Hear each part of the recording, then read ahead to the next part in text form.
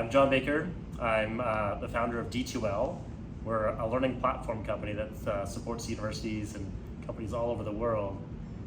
And over the last 25 years, we've seen a real transformation in lifelong learning. Skills that you would normally develop in university that you would think would last a lifetime are no longer the case. Quite often, 1 in 10 jobs today, as you graduate, didn't exist when you started university. And so the ability for us to be much more nimble in terms of thinking about learning, not just to prepare for the future entry into the workforce, but as a lifelong journey becomes critical. Now, that dovetails nicely into artificial intelligence, because with AI, a lot of the work that's being done today is to make it easier for us to build a better educational experience, one that tailors the learning to be much more personalized, much more engaging, inspiring, and really adapt to your specific needs.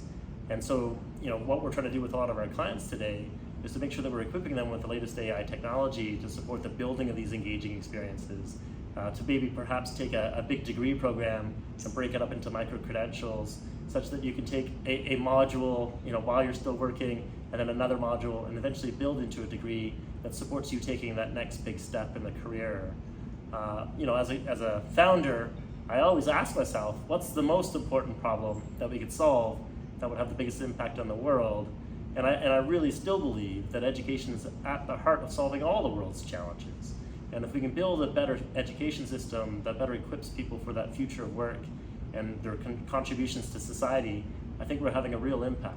One of the nice things that we're trying to do with AI is really help our clients paint a pathway to the future versus just thinking about it in a hype cycle, if you will. How do we break it down into something that is very actionable? And in our case, we think about it sort of in 5 key swim lanes. So the first is, how do we now identify the risks that come with artificial intelligence? So that first swim lane, you're looking at academic integrity. Are our students actually taking shortcuts with this technology, or are they really learning still? Another risk would be potentially around cybersecurity, other types of risks. But how do we put together a task force to tackle those risks? Because quite often we get stuck in this zone of thinking about all the problems that could exist with AI and not actually harnessing it for the potential that it has. And so the second swim lane, as you get through those risks, is research. Research at the intersection point between a new technology like AI, or maybe in the future it's quantum, and the scholarship of teaching and learning. So how does it change tutoring, assessment, learning?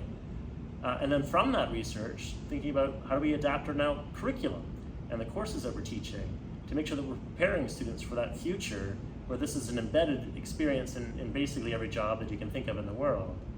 And then the fourth is really pursuing an opportunity for growth for the universities and colleges. And so thinking about not just preparing this first generation of students, but how do we now upskill the workforce for that future?